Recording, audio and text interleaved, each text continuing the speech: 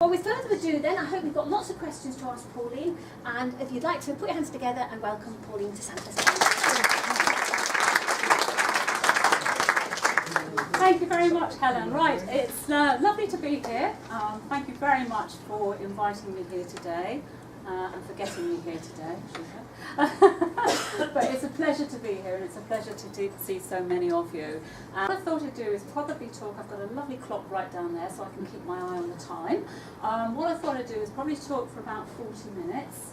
And then open it up to the floor for questions. So hopefully, as Helen said, you've got lots of questions that you can ask me.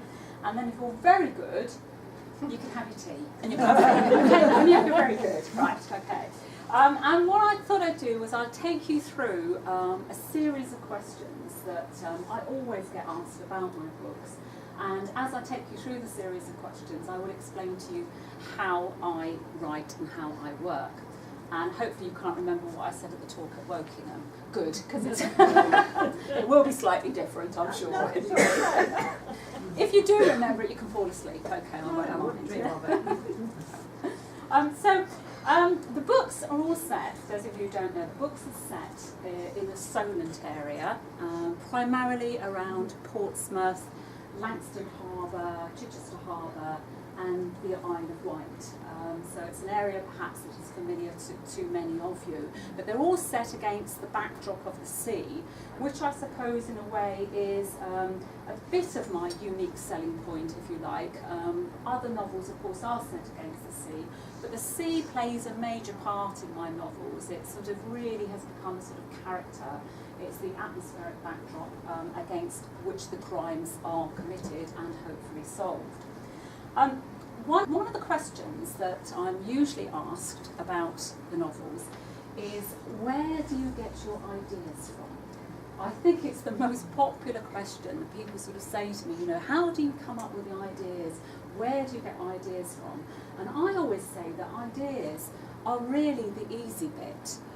Ideas can come from all sorts of different places, and I think that once you start opening your mind to ideas and you start writing, they come thick and fast. Primarily, I would say that the ideas for my novels come from the location where I live and where they're set. And I always say to people that my husband and I do a lot of walking. We're out walking around the coast and on the Isle of Wight, and I always say that I'm always looking for a good place to put a body. So I start with a location. We were away in Kent last week, a bit off Andy Horton's patch, but we were away in Kent and we saw this long burrow near where was it, near Mepham there, and I thought, oh, that'd be a good place to put a body.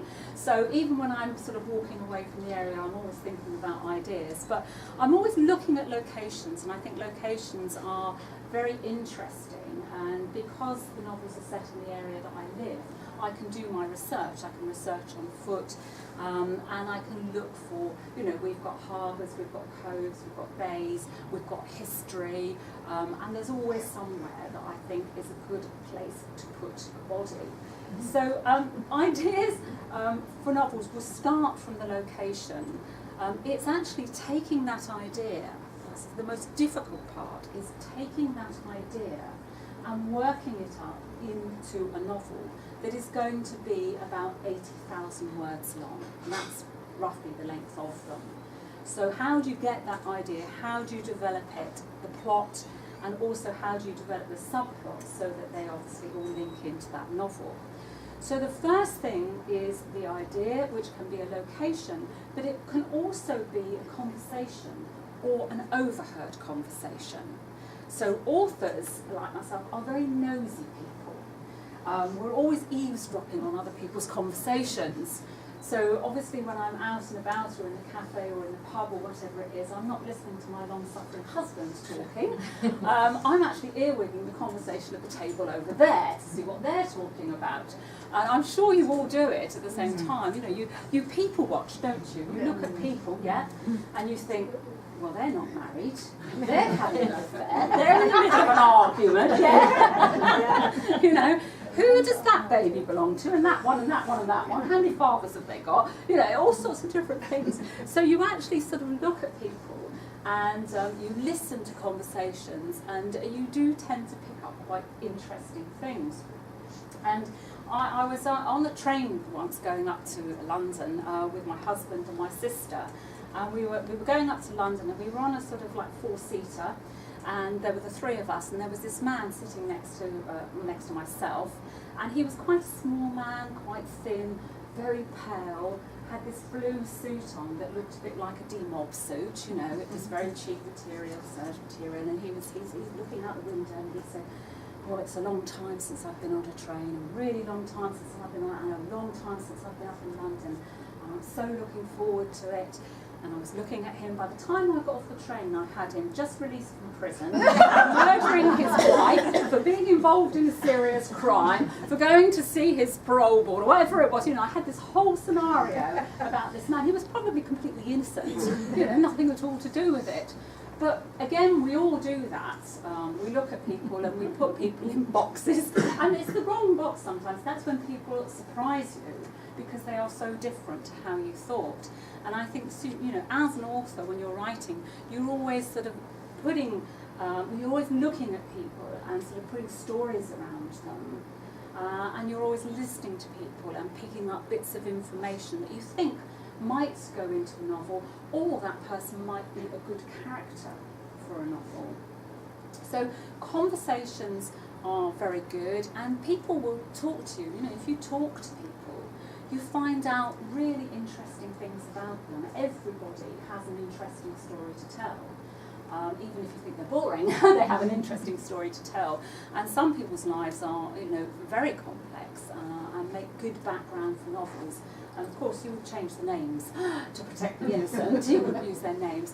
But, you know, people will open up, and people will tell you things.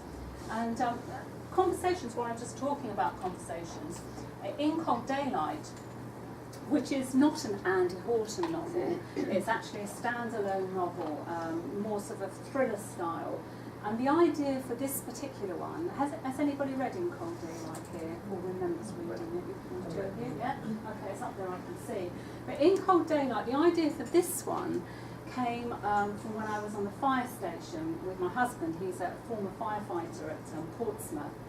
And the lads on his watch, they were all talking about how many firemen on one particular watch had sadly contracted cancer. It's absolutely true. And they, some of them sadly died.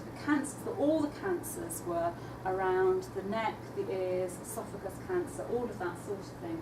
And they believed that it was caused by a job that they'd been into, a fire that they'd been into, because of course they're breathing in hazardous chemicals. But they could never say what kind of fire, what the fire was, you know, where the incident was. They couldn't pinpoint it. But I thought, wouldn't that make a good story? Wouldn't that make a good idea for a thriller? And the idea for In Cold Daylight came from that, when firefighter Jack Bartholomew dies whilst trying to put out a fire in a derelict building. And he leaves behind him a cryptic message for his best friend Adam Green, who's a marine artist. And Adam Green is a reluctant hero. He has to take up Jack's quest because Jack was trying to find out why these firefighters were dying. And doing so, he's killed. He leaves behind this message for Adam. Adam has to take up the quest and find out why they died. And so he uncovers a political and environmental scandal. So, you know, just from a conversation, you can get the spark of an idea and you can begin to work it up. So, where do I go? You know, where do you go from that idea? How does it progress? How can you develop the plot lines and the storylines? Well, I brought along some of what I call my workings out to show you. And here, what I do is I work using spidergrams. Some of you are probably very familiar with spidergrams. You probably can't see that from where you're sitting, but you're very welcome to come up and have a look afterwards. I draw a circle, and in that circle I will put the idea, the location, or the character. So actually when I'm working up my characters, I also use spidergrams as well. And this character here is Dr. Douglas Spalding, who is actually the victim in Undercurrent there. Is that the... It's not the fire alarm, it's not loud enough. No, it's not loud enough. So I start with a circle, and I would put the idea into that circle, and then I would begin to throw out questions about it, open questions about it. So, for example, I've got Tide of Death, which is the very first D.I. Andy Horton, Tide of Death. And Andy Horton here, he's my detective. He's out running along Southsea Beach on a misty August bank holiday Monday, because he's very fit, is Andy, and he's out there running on the beach. He's just come back into CID after a suspension of 8 months for gross misconduct, of which he was innocent. And as one does, he almost trips over the naked body of a man lying on Southsea Beach. Yes. Okay, as you would, yes. So if I sort of started with that, what I would then do is put that idea or that location or that start in that circle, and I would ask myself a series of questions about it. So, for example, who is the body? How did he get there? Why is he naked? How long has he been there? How did he die? Who is he? What's his background? Is he married? Is he divorced? What's Andy Horton going to do next? So I start by asking a series of open questions about, usually I have the sort of location and I have a victim. And I can start asking questions like who, what, where, how, why, when, all those open questions that I ask. And from that, I will start to sort of begin to answer those questions. And so beginning to answer those questions flags up, fills out, if you like, a little bit more about the character and about the plot. Because one of the questions other people often ask me is, what comes first, plot or character? And that is really difficult to answer because they're so intertwined, they both come together. You need the characters, and you need to know about the characters because characters drive the plot. But you need some idea of where you're going in that plot in order to progress the story. So they do very much go hand in hand. So generally I will start with the location, the victim, and a little bit of background about him.